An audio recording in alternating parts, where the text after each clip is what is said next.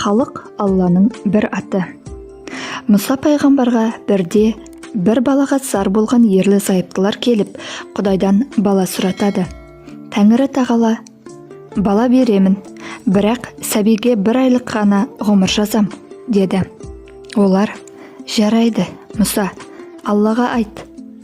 Бізге ғұмыры аз болса да, бала қызығын берсін. Қубас атанғаннан осы жақсы, деді.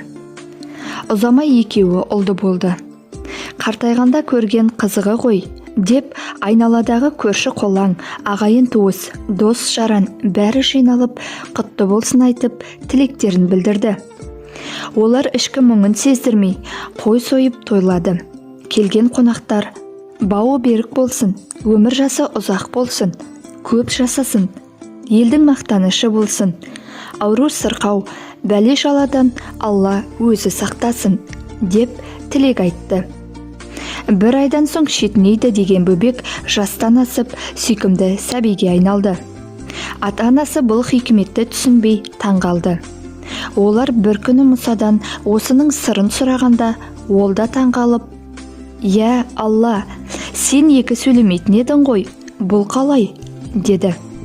Ұлық Алла, «Я, мен оның жанын 1 айдан соң алуға тиіс едім. Бірақ жиналған халық оған шын жүректен ұзақ ғұмыр тіледі.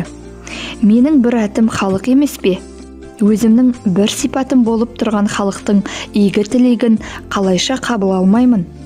Бұл менің ұлықтығыма жараспайды. Көп дұғасы қабыл болды», деді. Содан бастап көптің батасын, тілегін алу дәстүрге еніпті.